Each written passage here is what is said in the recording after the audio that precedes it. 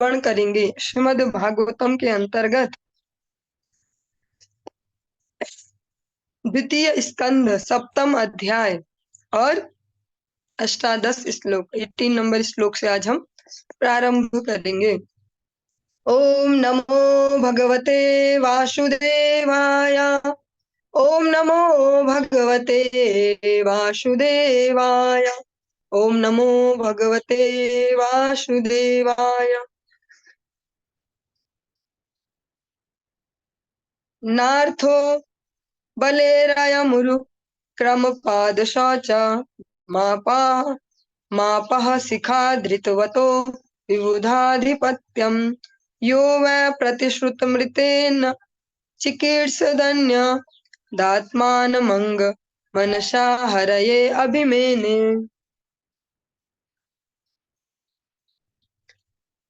हम अभी श्रवण कर रहे हैं 18वां श्लोक। कल हमने श्रवण किया कि भगवान ने जो अदिति के पुत्र हैं, जब उनको वो मुश्किल में पड़ गए तो माता अदिति ने अपने पुत्रों के कष्ट से दुखी होकर भगवान की शरण ली और भगवान से प्रार्थना की कि आप कोई सॉल्यूशन ढूंढिए। जब देवता अपने स्वर्ग संपत्ति से च्युत हो गए तो भगवान को ज्यादा अच्छे से पता है कि इस परिस्थिति में कौन सा सॉल्यूशन फिट होगा, कौन सा उपाय करना होगा। भगवान से ज्यादा किसी पर बुद्धि नहीं है। इसीलिए जब भी हम जीवन में कुछ भी इच्छा करते हैं तो फाइनल इच्छा यही करनी चाहिए, ठाकुर जी हमें तो इच्छाएं करनी आती हैं पर आप इसमें से चूज कर लेना, जो हमारे लिए सही होगी वो वाली पूरी करना। तो भगवान ने यहाँ पर उपेंद्र अवतार लिया है, जिनको हम वामन भगवान कहते हैं, और महाराज बलि से 3 पैर भूमि के बहाने उनका सब कुछ ले लिया। हमने ये भी सुना था लास्ट लास्ट में कि भगवान ने मांग कर ही क्यों लिया, क्योंकि जो व्यक्ति सन्मार्ग पर चल रहा हो, जिसका जीवन सही दिशा में चल रहा हो, जो पापाचार में लिप्त न हो, उसकी जो अधिकृत संपत्ति है उसको बिना याचना के नहीं लिया जा सकता है। और जो हम इस श्लोक में श्रवण कर रहे हैं 18 नंबर में, अपने सिर पर श्री भगवान के चरण कमल को प्रक्षालित करने वाले, जल को धारण करने वाले बलि महाराज ने अपने गुरु द्वारा मना किए जाने पर भी अपने वचन के अतिरिक्त मन में अन्य कुछ धारण नहीं किया। राजा ने श्री भगवान के तीसरे पग को पूरा करने के लिए अपना शरीर भी समर्पित कर दिया। ऐसे महापुरुष के लिए अपने बाहुबल से जीते गए स्वर्ग के साम्राज्य का भी कोई महत्व न था।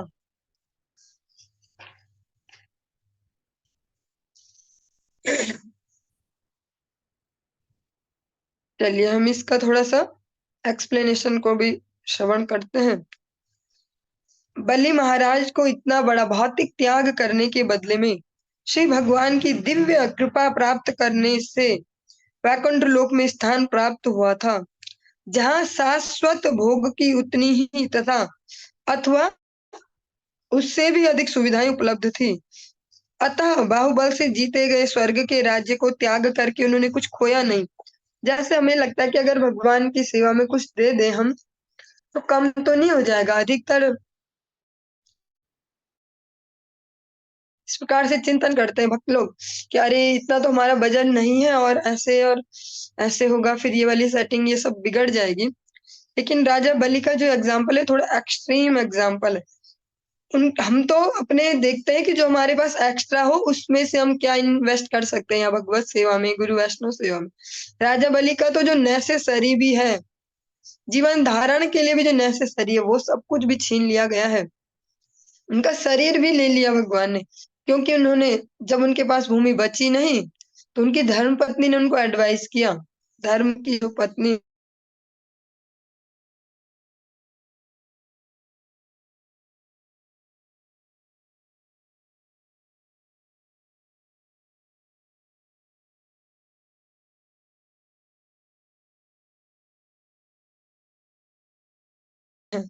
उन्होंने धर्म मत दिवाली ऐसे, लेकिन बर्बाद भी होता है सब कुछ देके, लेकिन शास्त्र उसको भी बताता है सात्विक दान, राजसिक दान, तामसिक दान। आप किस प्रकार के दे रहे हैं उससे भी रिजल्ट पे असर पड़ता है। जहां त्रिगुणातीत भगवान की बात आती है, तो भगवान को देकर या भगवान की सेवा में अपने व्यक्ति, वस्तु, परिस्थिति, बुद्धि किसी को भी लगाकर आज तक के इतिहास में कोई भी एक ऐसा व्यक्ति नहीं है जिसको कहें वो बर्बाद हो गया भक्ति में लग के। या तो जो बर्बाद दिख रहा है उसने ठीक से भक्ति नहीं समझी, या जो उसकी बर्बादी की डेफिनेशन लोग लगा रहे हैं वो सही नहीं है। बलि महाराज ने इतना, ये जो जो कुछ भी दिया है वो सब भौतिक है, वो वैसे भी नहीं रहने वाला है। अगर उसी समय बलि महाराज को हार्ट अटैक भी आ जाता तो भी तो सब जाने ही वाला था। बहुत अजीब सा एग्जाम्पल है, लेकिन आज की डेट में यही हम प्रैक्टिकली देख रहे हैं। अलग अलग स्थानों पर छोटे छोटे बच्चे, किसी भी एज ग्रुप के लोग ऐसे जा रहे हैं। तो उस सेकंड के बाद उस जीवात्मा के लिए तो वो सब वैसे भी जीरो हो गया है ना। घर वालों के लिए तो है वो कि अभी हम इसको खाएंगे, हम ऐसा करेंगे ऐसे, उस जीवात्मा के लिए तो जीरो हो गया। तो बलि महाराज अगर उसी समय शरीर छोड़ देते तो भी उनके लिए सब जीरो ही होने वाला था। लेकिन जब उन्होंने वो छोड़ा, लेकिन सही जगह छोड़ा, भगवान के श्री चरणों में छोड़ा, तो वो छोड़ने वाला नुकसान नहीं हुआ उनको। भगवान के लिए किया गया जो नुकसान भी है वो भी हमारे लिए फायदेमंद ही होता है। भगवान को सब छोड़ा ना उन्होंने, अगर मरते तो भी छोड़ते जबरदस्ती। भगवत गीता में 18वें अध्याय में और 60वें श्लोक में, 60 नंबर श्लोक है। अभी श्लोक मुझे एज इट इज याद नहीं, मीनिंग याद है थोड़ी बहुत। भगवान अर्जुन को कहते हैं कि अगर तू मेरे कहने से युद्ध नहीं करता, जैसे तू बार बार बोल ही रहा, ये लास्ट चैप्टर है कंक्लूजन वाला। भगवान कह रहे तू मेरे बोलने से नहीं भी करेगा ना युद्ध, कुछ समय बाद अपने स्वभाव से प्रेरित होकर फिर करना ही पड़ेगा तुझे युद्ध।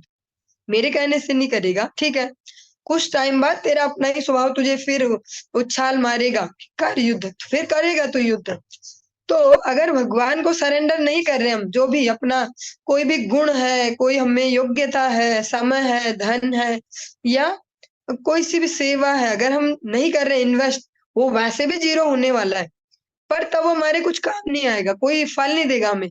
लेकिन जब भी हम किसी योग्यता को, चाहे वो हमारी शारीरिक है, मानसिक है, कोई सी भी कला है, किसी को रंगोली बनानी आती है, किसी को ड्रेस सिलनी आती है, किसी को रसोई बनानी आती है, किसी को कंप्यूटर की नॉलेज है, अलग अलग, किसी को प्रचार करना आता है, हरि कथा बोलनी, किसी को कीर्तन, किसी को लोगों को कन्विंस करके सेवा के लिए पदार्थ धन इकट्ठा करना आता है, जिसको जो भी आता हो, अगर वो उसको यूज न करे भगवान के लिए, तो वो वैसे भी जाने ही वाला, जीरो होने वाला, उसके शरीर छोड़ते ही एक सेकंड के अंदर सब जीरो।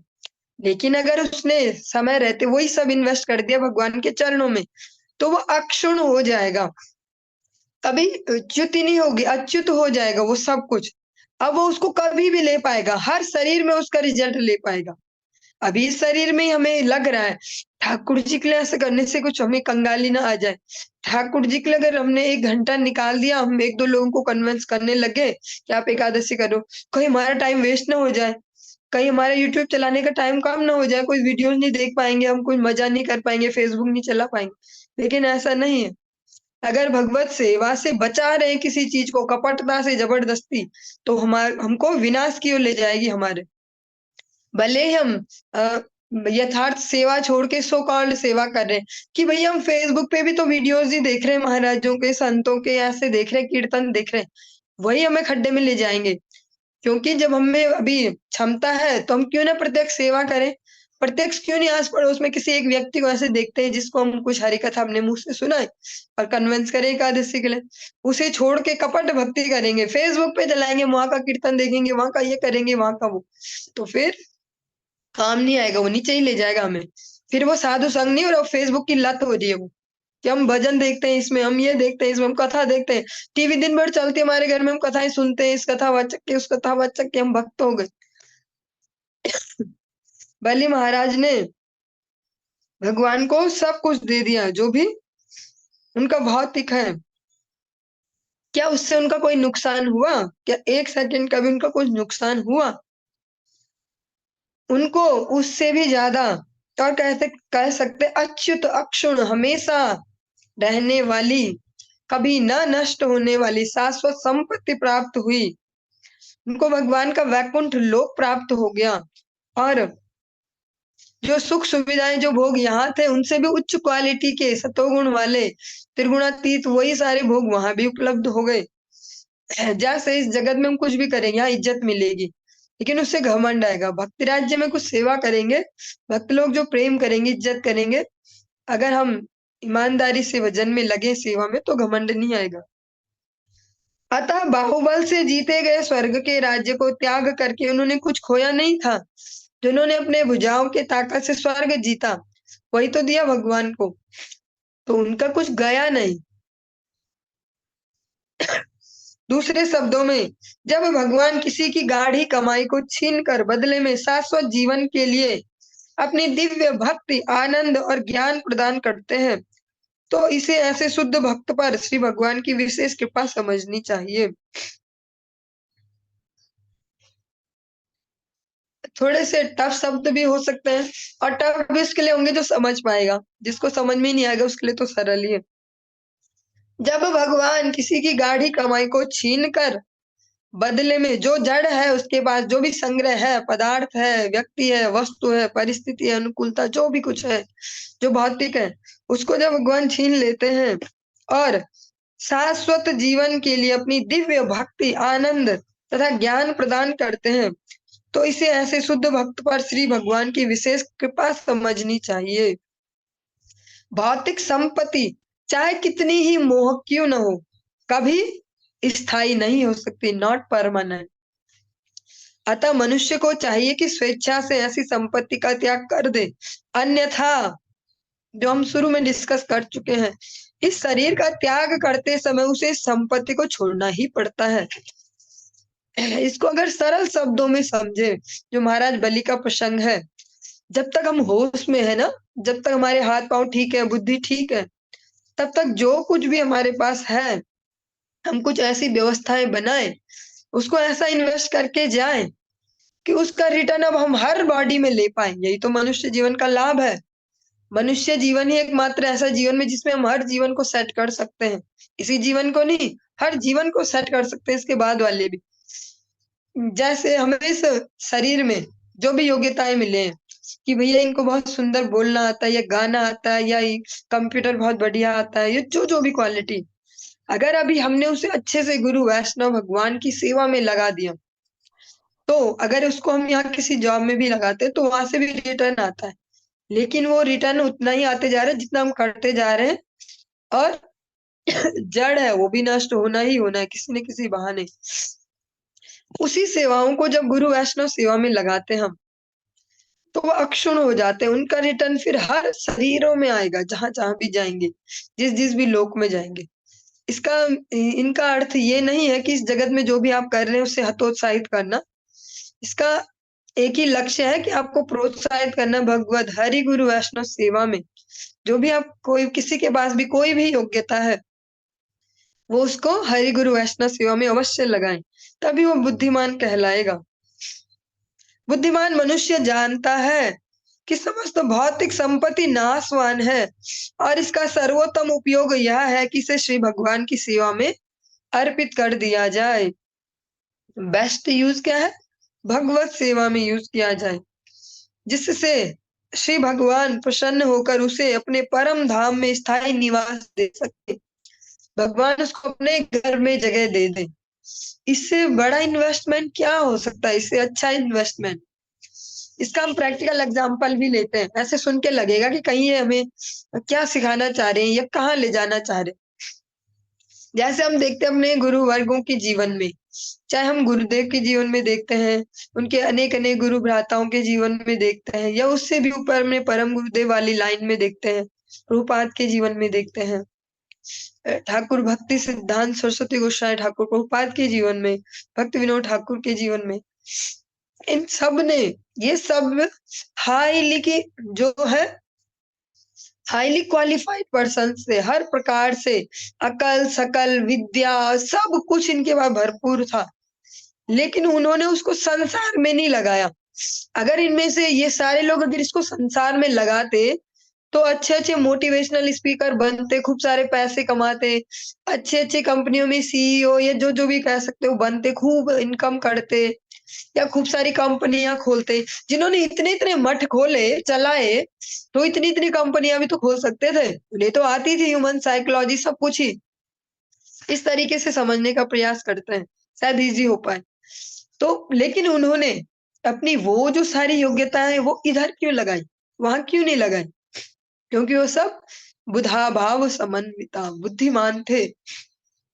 उन्होंने ऐसा इन्वेस्टमेंट किया, वे सबसे परफेक्ट बिज़नेस पर्सन थे। उन्होंने ऐसी जगह इन्वेस्टमेंट किया, जहाँ से जीवनों-जीवन रिटर्न आता रहे, हर जीवन में रिटर्न आए और सबसे अच्छा जो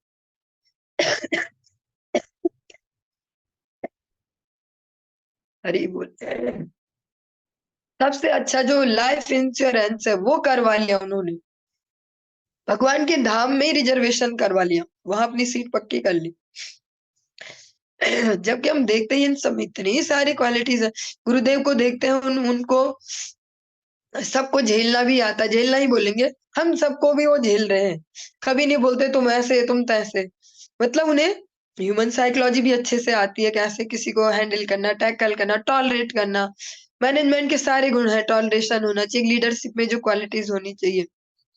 एक गरीब से गरीब व्यक्ति और एक करोड़पति से करोड़पति व्यक्ति, दोनों ही उनसे सेम फीलिंग रखते हैं। उन्हें वो भी आता है, उनको मैनेजमेंट, ईगो मैनेजमेंट और उनमें आलस भी नहीं है। वो बिना आलस के निरंतर पूरे वर्ष पर्यंत दौड़ते रहते हैं। तो अगर वो इस एबिलिटी को और शास्त्रों की जो उनकी नॉलेज है, संस्कृत व्याकरण में जो उनकी पकड़ है, जो जिसको उन्होंने अध्ययन किया, वो भी बहुत अच्छी थी, है भी। तो अगर वो इसको संसार में लगाते तो आज बहुत अच्छे लेवल पर कहीं होते, जिसको हम अच्छा लेवल हम बोलते हैं, होते। तो उन्होंने यहाँ क्यों लगाए और अभी भी क्यों लगा रहे हैं? क्योंकि वो वास्तविक बुद्धिमान है। भगवत बुद्धि जो है उनकी दैवीय बुद्धि है, आसुरिक बुद्धि नहीं है। वो क्षणिक सुखों में नहीं लगा रहे इन्वेस्टमेंट। जैसे कह सकते हैं एक छोटा-सा प्रैक्टिकल एग्जांपल लेते हैं। ₹20 की ठेले पे खड़े होके चाउमीन खा लो या ₹20 के आलू खरीद के 2-3 टाइम उनका कुछ अलग-अलग रेसिपी बना लो, है ना? एग्जांपल थोड़ा अजीब-सा होगा पर जल्दी समझ पाएँगे। तो बुद्धिमान कौन?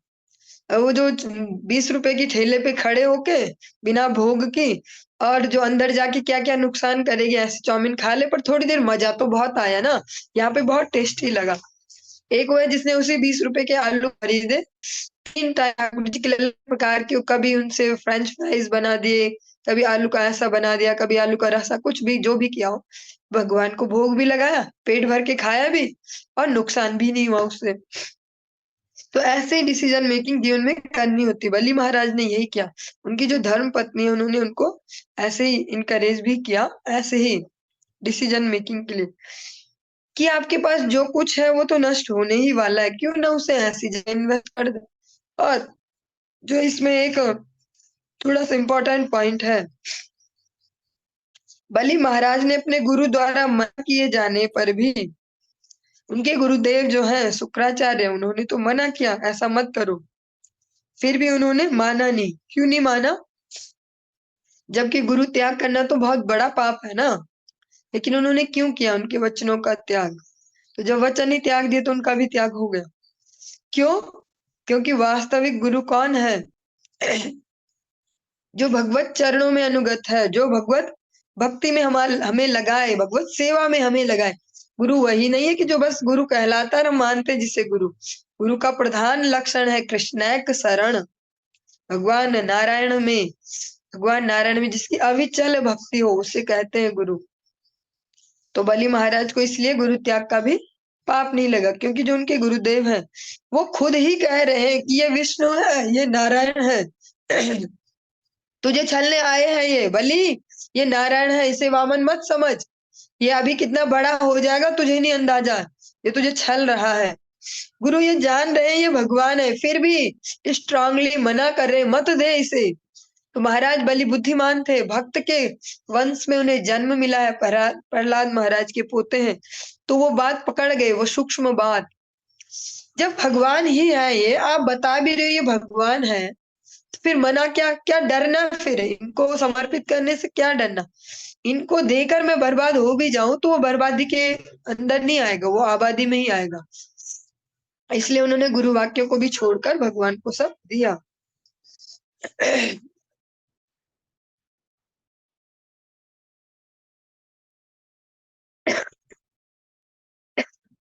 चलिए।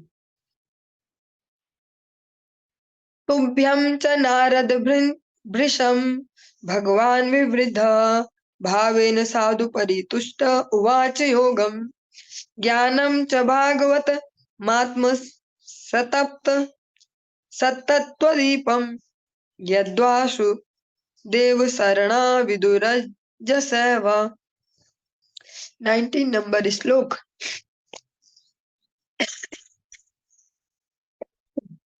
हरि बोल।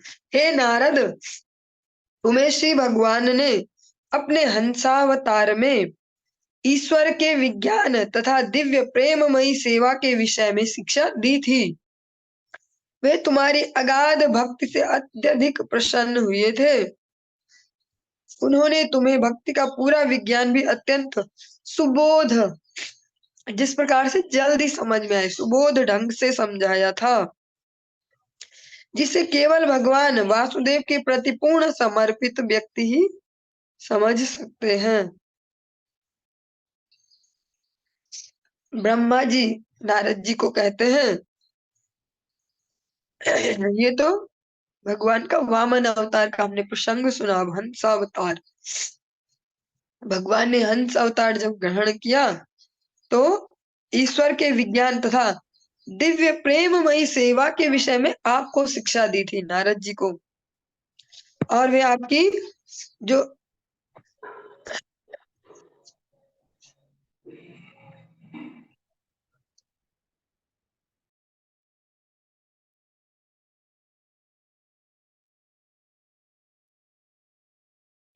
जो आपकी प्रेममयी भक्ति है उससे वे अत्यधिक प्रसन्न हुए। उन्होंने तुम्हें भक्ति का पूरा विज्ञान भी अत्यंत सुबोध ढंग से समझाया था। और भक्ति का विज्ञान, यहाँ पर शब्द है विज्ञान। विज्ञान मीन्स जो प्रैक्टिकली भी जिसको चेकआउट किया जाए, जिसका एक्सपेरिमेंट किया जाए फिर रिजल्ट भी चेक कर पाए, उसे विज्ञान कहते हैं। भक्ति का पूरा विज्ञान भी सुबोध ढंग से समझाया था। इस तरीके के शब्द नहीं प्रयोग किए थे कि यहाँ से उड़ जाए, इस तरीके से समझाया था कि तुम्हें ठीक से समझ में भी आ जाए, जिसे केवल भगवान वासुदेव के प्रति पूर्ण समर्पित व्यक्ति ही समझ सकते हैं। और कैसा है भक्ति का विज्ञान? इसे वही समझ पाएगा जिसका पूर्ण समर्पण होगा भगवान वासुदेव के प्रति। वासुदेव मीन्स कौन? वसुदेव के जो पुत्र हैं, जिनका भगवान कृष्ण के प्रति पूर्ण समर्पण है, उनको ही ये भक्ति का जो विज्ञान है वो समझ में आ सकता है।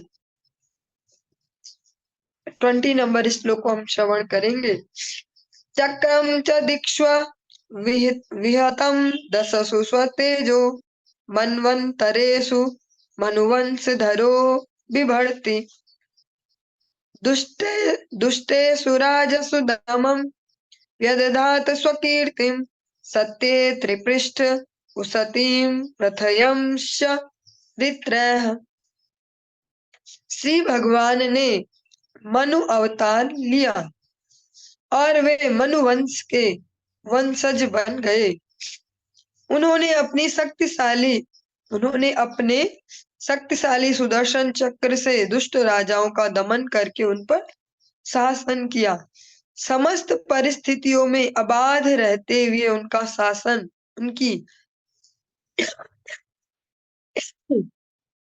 हरि बोल महिमामयी कीर्ति से मंडित था, जो तीनों लोकों तथा ब्रह्मांड के सर्वोच्च सत्य लोक तक फैली हुई थी। जो हम मनवंतर शब्द यूज करते हैं टाइम पीरियड के लिए, ये जो मनु कहते हैं, इसमें इसका क्या वो है? ब्रह्मा जी के एक दिन में, ब्रह्मा जी का जो एक दिन है उसमें एक एक करके 14 मनु परिवर्तित होते, 14 मनु राज करते, 14 मनु आते हैं। इस प्रकार से ब्रह्मा जी के एक महीने में 420 मनु और एक वर्ष में 540 मनु होते हैं। अपनी गणना के अनुसार ब्रह्मा जी 100 वर्ष तक जीवित रहते हैं, अतः एक ब्रह्मा की जीवन अवधि 5,04,000 मनु होते हैं। ऐसे असंख्य ब्रह्मा होते हैं और वे महाविष्णु के एक उच्छ्वास की अवधि तक ही जीवित रहते हैं।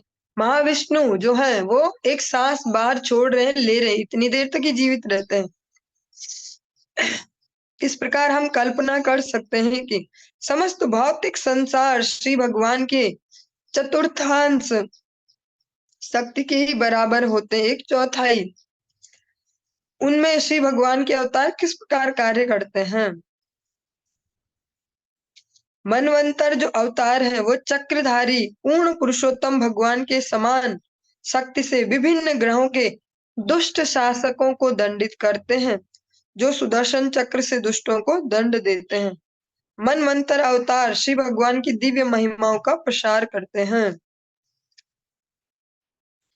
धन्वंतरिश्च भगवान स्वयमेव कीर्तिर्नाम्ना नृणां पुरुरुजामृज आसुहन्ति यज्ञे च भागं मृतायुर्वावरुन्ध आयुष्यवेद मनुष्यास्त्यवतीर्यक लोके।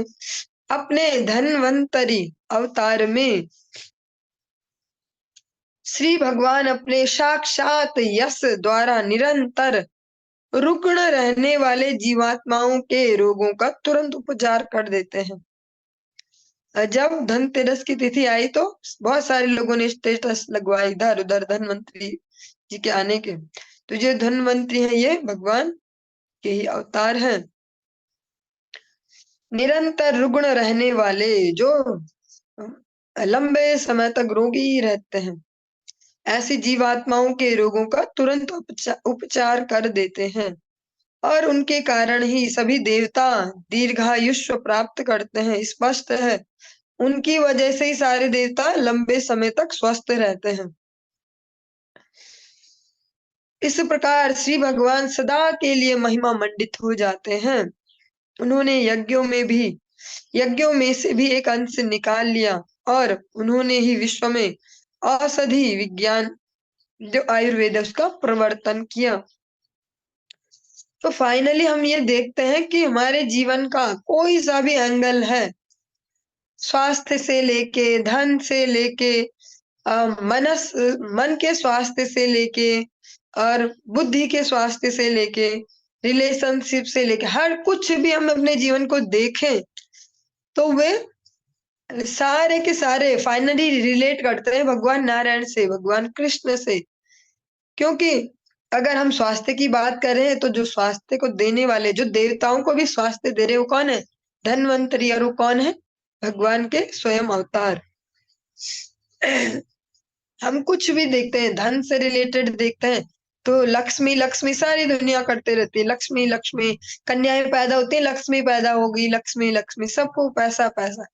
लेकिन लक्ष्मी सहस्त्र सत संभ्रम सेव्यमानम, ये भी हम सुनते हैं। तुम्हारे जीवन का जो भी कुछ है, जो भी हमें लगता हमें चाहिए, हमें अच्छा स्वास्थ्य चाहिए, अच्छा पैसा चाहिए, अच्छा धन चाहिए, रिलेशनशिप अच्छी चाहिए और जमीन जायदाद, ऐसा सब कुछ ही तो फाइनल, जो सब कुछ के फाइनल सुप्रीम जो कंट्रोलर है, परम नियंता, वो भगवान कृष्ण है। इसलिए भी अगर किसी को प्रेम ना भी आए भगवान पे, भगवान की भक्ति ना भी जगे हृदय में, पर अगर भौतिक भी कुछ चाहिए तो उसको भी जबरदस्ती भगवान कृष्ण की शरण लेनी होगी। भक्त ना भी बने, ढोंगी भक्त बनना ही पड़ेगा भगवान का, तभी कुछ मिल पाएगा, क्योंकि उनके अतिरिक्त यहाँ कुछ है ही नहीं।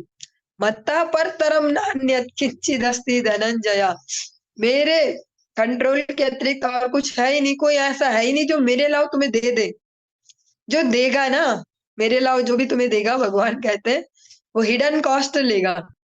इस जगत में भी देखते हैं हमें, कहीं कोई देता है फ्री का, कोई बहुत अच्छे से बातचीत भी कर रहा है हमसे, कुछ दिनों से बहुत अच्छी दोस्ती भी हो गई, तो कहीं ना कहीं फिर फाइनली कहीं ना कहीं वो ढूंढेगा उसकी कीमत भी। हमें भी पता नहीं होगा कि क्यों रिलेशनशिप डेवलप की जा रही। इस जगत में ऐसा ही है। एकमात्र भगवान कृष्ण ही ऐसे हैं जिनकी शरण लेना कैसे भी नुकसानदायक नहीं है। कोई नुकसान का सौदा नहीं है उनकी जो शरण ले ली। और वैसे भी सारी चीजें उनके ही नियंत्रण में है। जिन जिन के लिए भी हम प्रयास कर रहे हैं, विद्यार्थी विद्या के लिए कर रहे हैं तो हम सुनते हैं विद्यावधु जीवन। जो धन के लिए तो लक्ष्मी सहस्त्र सत संभ्रम से व्यमान। यश के लिए तो उनके जैसा यश किसका है आज तक। जो कुछ भी इस जगत में जिसके लिए भी प्रयास किया जा रहा है, व्यक्ति वस्तु परिस्थिति विचार कुछ भी, उसका जो भी फाइनल जो एक्सट्रीम लेवल है वो भगवान की कंट्रोल में है। और कोई देगा भी तो उसकी हिडन कॉस्ट लेगा।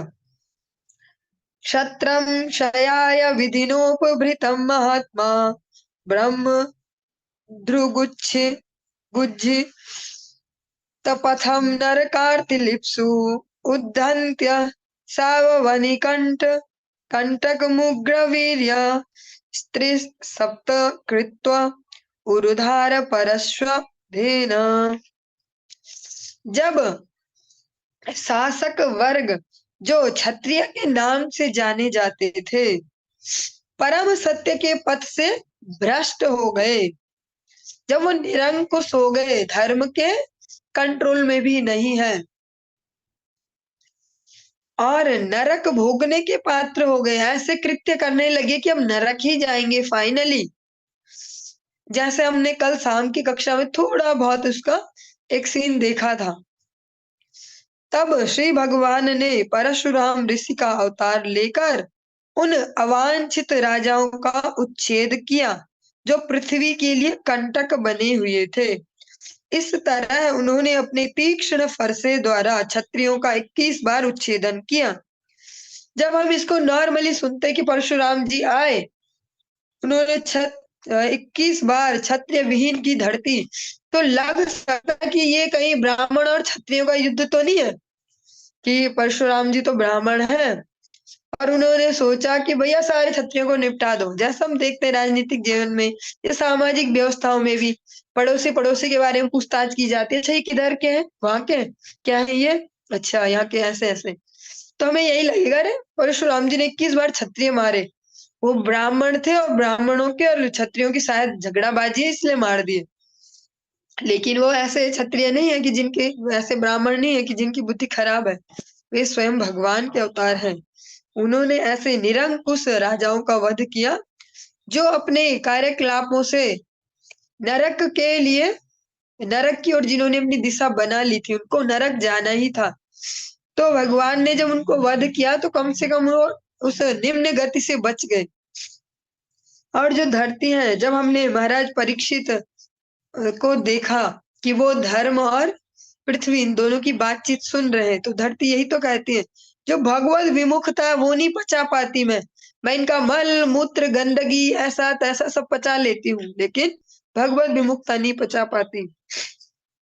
तो फिर इसीलिए भगवान की वो पत्नी है, हम जब भी सुबह सुबह धरती देवी को प्रणाम करते हैं तो यही कहते हैं विष्णु पत्नी नमस्तुभ्यम पादस्पर्शम क्षमस्व में।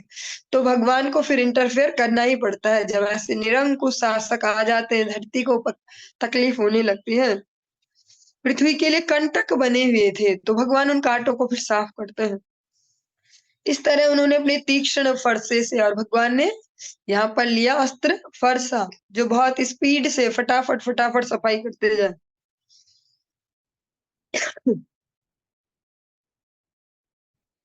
अस्मत् प्रसाद सुमुखा कलया कलेशा इक्ष्वाकुवंश अवतीर्य गुरो निदेशे तिष्ठन् वनम सदा हितानुज आविवेश यस्मिन् विरुध्य दशकंधर आर्तिमार्छत्। ये हम 23 नंबर श्लोक श्रवण कर रहे हैं।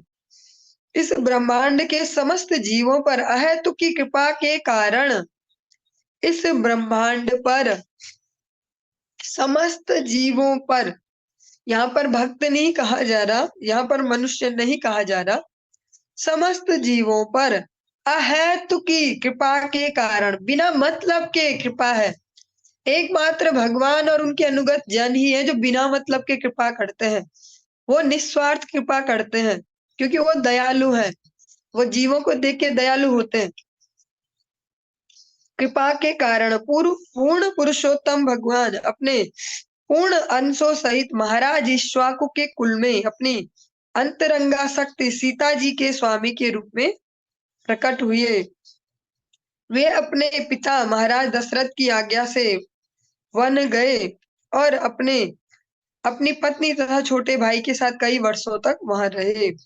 भौतिक रूप से अत्यंत शक्तिशाली 10 सिरों वाले रावण ने उनके प्रति महान अपराध किया और जिससे अंत में वह विनष्ट हो गया।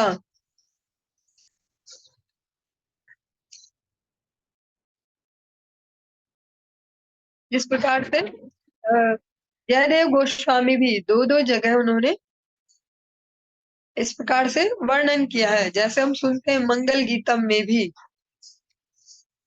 जनक सुता कृत भूषण जिता दूषण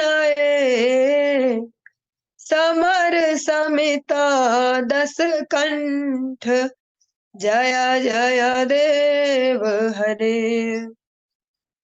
जयदेव गोस्वामी मंगल गीतम में भी इनको वर्णन कर रहे हैं और दशावतार में भी।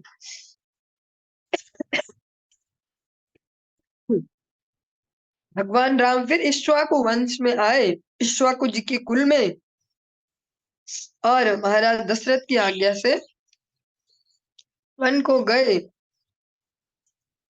और जो भौतिक दृष्टि से बहुत ज्यादा शक्तिशाली है रावण, उसने जब भगवान के चरणों में अपराध किया, भगवान की शक्ति को भगवान से अलग करने का प्रयास किया, भगवान को निशक्ति करने का प्रयास किया, तो अंत में उसका विनाश हुआ। यस्मा अदादु दधिरूढ़ भयांग वेपो मार्गम सपद्य रिपुरम हरवद दिदक्षो दूरे सुहृन् मथित रोष सुषोण दृष्टया तातप्यमानम करोरगन क्रचक्रः। दूरस्थ अपनी घनिष्ठ संगिनी जो सीता जी है के वियोग से दुखी श्री रामचंद्र ने अपने शत्रु रावण की नगरी पर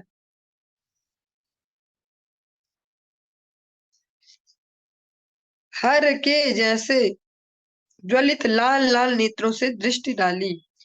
जो यहाँ पर हर वर्ड है ये भोलेनाथ के लिए है, जो एक समय में शिव जी स्वर्ग के राज्य को भस्म कर देना चाहते थे, वैसे जब उनकी दृष्टि थी तो ऐसी दृष्टि भगवान राम ने कहाँ डाली?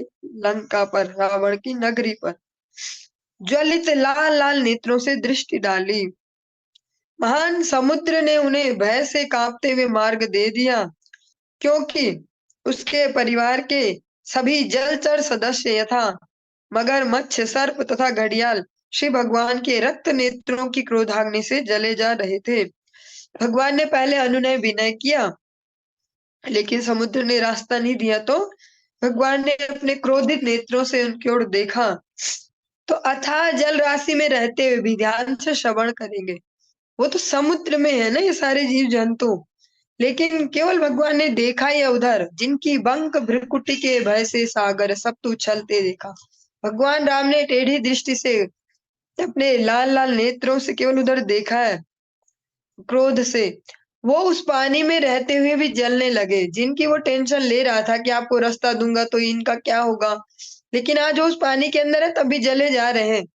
तो यही समझना होगा कि हम अगर भगवत शरणागति से दूर है तो कितनी व्यवस्थाएं बना ले सब सेट करने की, ऐसे फिट रहेंगे, गर्मियां ज्यादा आ गई एसी लगवा लो, अब ये कर लो, अब ऐसा हो गया पैसे के दम पे ये कर लो, ये प्रॉब्लम आई ऐसे सॉर्ट आउट करो, फाइनली अशांति ही रहेगी जीवन में और मन में। लेकिन अगर भगवान शरणागति में है तो बाहर से अभावग्रस्त भी दिखे, फिर भी जो मेन अभाव है शांति का वो नहीं होगा जीवन में। ये सारे प्राणी जल में ही तो है, भगवान ने केवल उन्हें तेजी दृष्टि से देखा है, क्रोध से उस पानी के अंदर ही वो जलने लगे। और उन्हें तो लगेगा कि भैया हम जल में सुरक्षित हैं, पर जल में भी तभी सुरक्षित है जब भगवान के अनुगत्य में है। इसके साथ ही आपने एक एग्जाम्पल कुछ दिनों पहले भी श्रवण किया था कि जो कमल है अगर वो जल में है तो सूर्य उसको विकसित करने में हेल्प कर रहे हैं। वही कमल अगर उस जल से बैठ ठान ले, उससे बाहर भाग जाए, बोले क्या काम है इसका, अब तो मैं सेट हो गया हूँ, इसको छोड़ो अब। हाँ, वही सूर्य उसको 1-2 घंटे के अंदर अंदर जला देगा। तो ये जो हमारे जीवन में ये जल है वह है हरि गुरु वैष्णव अनुगत्य। और जो ये सूर्य है वो क्या है, भगवान की कृपा, भगवान का नाम जब तब साधन। तो अगर हमने इस जल को छोड़ दिया, गुरु वैष्णव का जो अनुगत्य है, वही भगवान की जो सेवा पूजा मंत्र ऐसा तैसा वही हमको जला देगा। इसलिए अनुगत्य को हमेशा ध्यान रखें। भगवत गीता इतनी बड़ी है, भगवान ने बोली, लेकिन उसका एकमात्र जो लक्ष्य है, एक शब्द ही उसका एकमात्र लक्ष्य है, वह है शरणागति। भगवान शुरू से और अंत तक अर्जुन को यही समझाना चाहते हैं, शरणागति। शरणागति मीन्स मैं जिस प्रकार से चाहता हूँ उस प्रकार से तुम क्रियाएं करो, अपनी बुद्धि एक्स्ट्रा मत चलाओ, जैसे जैसे मैंने निर्देश दिया उसके हिसाब से चलो। तुम क्षत्रिय हो, तुम्हें क्षत्रिय के हिसाब से ही सब करना चाहिए, और तुम उसमें अपना दिमाग चला रहे हो कि मैं तो सन्यासी हो जाऊंगा, मैं जंगल चला जाता हूँ, मैं भीख मांग के खा लूंगा, मेरे दादा है यहाँ, मेरा भाई है यहाँ, ऐसा है, मेरे साथ रिश्तेदार है, मैं क्या करूं। तो भगवान तभी उनको कह रहे हैं कि अगर तुम मेरे कहने से नहीं भी करोगे तो अपने स्वभाव से प्रेरित होकर तो करोगे ही ना युद्ध, तो क्यों ना मेरे कहने से कर लो, उससे यश भी मिलेगा। तो शरणागति ही मेन उपदेश है भगवत गीता का, अन्य कोई उपदेश नहीं है। कौन किसके साथ आया, क्या लेकर आया, क्या जाएगा, जो जो भी हमें बताया जाता है भगवत गीता का सार, भगवत गीता का एकमात्र सार है भगवत शरणागति। भगवान को सेंटर में रखते हुए जीवन जीना। भगवान ने गुरु वैष्णव के थ्रू, शास्त्रों के थ्रू हमारे लिए जो निर्देश दिए हैं उनके हिसाब से अपने जीवन को गति देना, दिशा देना। वक्षस्थल स्पर्श रुग्ण महेंद्र वाह दंतैर विडंबित ककुब्जुस ऊढ़हासम सद्यो शुभिः सह विनेष्यति दारहर्तुर विस्फूर्जितैर धनुषुज्जर उच्चरतो अधिध अधिसैन्ये। जब रावण युद्ध कर रहा था तब उसकी छाती से टकराकर,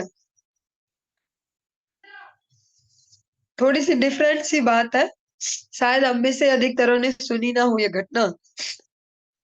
जब रावण युद्ध कर रहा था तब उसकी छाती से टकराकर स्वर्ग के राजा इंद्र के हाथी की सूंड खंडित हो गई।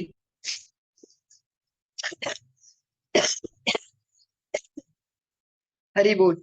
और ये खंड बिखरकर चारों दिशाओं को चकाचौंध करने लगे। सूंड टूट गई उसकी, वो टुकड़े टुकड़े ऐसे, और वो जिस भी दिशाओं में गए वहां वहां चकाचौंध होने लग गई। अतः रावण को अपने शौर्य पर गर्व होने लगा। रावण की छाती और फूल गई, देखो मेरी कितनी पावरफुल छाती है, उसका दंभ बढ़ गया, अहंकार बढ़ गया, देखो कितना पावरफुल हूं मैं, इंद्र के हाथी की सूंड ही टूट गई मुझसे टकरा के तो। और वह अपने आप को समस्त दिशाओं का विजेता समझकर सैनिकों के बीच, जो कह सकते हैं, एटीट्यूड दिखाने लग गया, देखा देखा ऐसा हूं मैं, ऐसा हूं मैं। किंतु भगवान श्री रामचंद्र द्वारा अपने धनुष पर टंकार करने पर उसकी वह प्रसन्नता की हंसी उसकी प्राणवायु के साथ ही सहसा बंद हो गई। भगवान ने जैसे अपने धनुष में टंकार की जो आवाज आती है, ध्वनि, उससे उसकी जो खुशी की जो वो हंसी है वो भी खत्म, और प्राणवायु भी खत्म। मीन्स वो उसका जीवन समाप्त हो गया। जो अभी इतने दंभ में भर के सबको एटीट्यूड दिखा रहा था, देखा कितना पावरफुल हूं मैं, मेरी छाती से टकरा के इंद्र के हाथी की सूंड टूट टूट गई, और वो जहां जहां भी गिरी सब जगह सारी दिशाएं चकाचौंध। कोई जीव कितना ही प्रभावशाली क्यों न हो, जो श्रीमद् भागवतम के अंतर्गत हम सभी श्रवण कर रहे हैं, थोड़ा सा डिफरेंट तो है, क्योंकि हम अभी तक जो जीवन जी रहे थे या जो जीवन हम देखते हैं सब जी रहे हैं, उसमें ऐसी शिक्षाएं तो लेना खतरनाक बात है, फिर तो जीवन के तरीके ही बदल जाएंगे। लेकिन इसके अलावा कोई उपाय भी नहीं है। किसी ना किसी जीवन में बहुना जन्म ना मनते, कोई ना कोई एक जीवन तो ऐसा चाहिए ही जो खपाना ही होगा। फिर अगर किसी बीज को सपना देखना है मैं बहुत बड़ा पेड़ बनूं, मैं भी राज करूं इस दुनिया में, तो उसको एक न एक बार तो मरना होगा, इस धरती के अंदर जाना भी होगा, उसके वहां छिलके भी उतर जाएंगे, वो फट भी जाएगा, फिर उससे अंकुर निकलेंगे। तो ऐसे ही हमें भी इस जीवन में सही या किसी भी जीवन में कभी न कभी अनुशासन में, भगवत अनुशासन में आना ही होगा। इसलिए डेली डेली जो हम श्रवण कर रहे हैं उसको जितने अमाउंट में अपने जीवन में उतारते जाएंगे, शाश्वत शांति की ओर बढ़ते जाएंगे, और जो विमल ज्ञान है अपने स्वरूप के प्रति वो भी उदय होगा। और जो फिर अपने स्वरूप के प्रति जो गलतफहमी है उससे जो समस्याएं हैं वो भी सॉल्व हो जाएंगी। अभी जो सारी समस्याएं वो क्यों है? क्योंकि स्वरूप ब्रह्म में जी रहे हैं, हम यही खुद को मान रहे हैं, इससे रिलेटेड जो है उससे खुद को मान रहे हैं, इसीलिए सारी समस्याएं। तो जब डेली इस प्रकार से श्रवण करेंगे तो वो पर्दे भी गायब होते जाएंगे और जीवन सरल हो पाएगा। कोई जीव कितना ही प्रभावशाली क्यों न हो, जब उससे श्री भगवान रूठ जाते हैं तब उसे कोई नहीं बचा सकता। जिसको भगवान मानना चाह रहे हैं उसको कोई बचा नहीं सकता। इसी प्रकार कोई कितना ही निर्बल क्यों न हो, यदि श्री भगवान उसके रक्षक है तो उसको कोई मार नहीं सकता, और भगवान बचाना चाह रहे तो उससे कोई मार नहीं सकता। ये बात को अगर हम डेली बिना समझे भी 2 4 5 बार मुंह से बार बार बोले और कानों से सुने तो भी हमारे स्वभाव में, जीवन जीने में काफी परिवर्तन आ जाएगा। जैसे प्रहलाद महाराज का एग्जाम्पल लेते हैं। प्रहलाद महाराज एक छोटे से बच्चे हैं, 5 साल का एक बालक है। 5 साल का बच्चा जिसने धनुष तलवार कुछ चलाना सीखा नहीं, जो भी साइकोलॉजी रीड नहीं कर पाता, सामने वाला मुझे कैसे देख रहा है, गुड टच बैड टच ऐसा तैसा, जिसको कुछ नहीं पता दुनियादारी, उसके पीछे पड़ गए एक सुप्रीम डीमन जो आदि दैत्य है, जो देवता भी जिससे थर थर कांप रहे, जो भगवान को ही ललका लेता है साक्षात, गदा लेके आओ मेरे साथ दो दो हाथ करो, ऐसा राक्षस उसके पीछे पड़ गया। लेकिन हम देखते ही है, सभी ने देखा है, वही राक्षस ध्वस्त हो गया, उसका ही नाश हो गया, और वो इतना छोटा सा बालक जिसको दुनियादारी ऐसा तैसा कोई कुछ नहीं आता था, कैसे बचूंगा क्या करूं, हाँ, वो बच गया। ऐसे एक एग्जाम्पल हम लेते पांडवों का, ये थोड़ा सा वैसा एग्जाम्पल हो जाएगा। कैसा? Professional type official. वो 5 भाई हैं और उनके साथ जुड़ने वाले राजा भी कम ही है, क्योंकि उन राजाओं को भी तो अपना अपना डर है ना। वो राजा भी वही जुड़े हैं कि जो सच में धर्मनिष्ठ है, कि चलो मर भी जाएंगे तो देखा जाएगा, वरना राजा भी कम जुड़े उनसे कि भैया एक तरफ पूरा पावरफुल हस्तिनापुर का शासन है, हम उनके विरुद्ध जाके 5 भाइयों का क्या साथ देंगे, ये तो भैया घर का मैटर है, हम क्या कर सकते हैं इसमें, और वैसे भी एक तरफ वाले ने पावरफुल है, अब तो हम कुछ नहीं कर सकते। ऐसी जगह पर भी जब भगवान ने हस्तक्षेप किया तो वो 5 कमजोर दिखने वाले युवक जीत गए इतना बड़ा विश्व युद्ध। और एक तरफ इतने इतने एक्सपीरियंस्ड जो पर्सन है, राजनीतिज्ञ है, छल नीतिज्ञ है, जिनको सब आता है, जो उन्होंने चक्रव्यूह रचा वो एक छल का ही तो परिणाम है ना, इस प्रकार से रचे, अभिमन्यु को मारा इतने लोगों ने एक साथ मिलके, छल नीति तो वो जो सारे धुरंधर बैठे हुए हैं वहां, साइकोलॉजी के, छल नीति के, युद्ध नीति के, राजनीति के, ऐसा तैसा, और जो भी अस्त्र शस्त्रों के ज्ञाता, और सारे विश्व से भी सारे पावरफुल जो राज्य हैं वो सारे उनकी टीम में आ गए हैं अपनी सारी शक्ति लेके, भगवान की नारायणी सेना भी जिनके पास है, लेकिन वो भी परास्त हो गए, सारे नाश हो गया, सबका नाश। और इधर एक 5 कमजोर कमजोर बालक जीत गए। तो अगर हम इस प्रकार से डेली स्मरण करेंगे प्रैक्टिकली, क्योंकि इन कक्षाओं का उद्देश्य केवल कथा सुनाना तो नहीं है कि जिसमें बैठ के आराम से हम सो पाए और देख पाए कौन कैसा, ये कक्षाएं हैं, इनका उद्देश्य कुछ शिक्षा लेना। तो जब हम डेली ये याद रखेंगे कि देखो भगवान ही सुप्रीम कंट्रोलर है, परम नियंता है, तो फिर हम धैर्य रख पाएंगे हृदय में, और धैर्य तो हवा पानी से भी ज्यादा इम्पोर्टेंट है, तभी धैर्य रख पाएंगे प्रतिकूल परिस्थितियों में भी। चलिए इसके साथ ही आज की इस कक्षा को हम विराम देते हैं, आगे कल चर्चा करेंगे।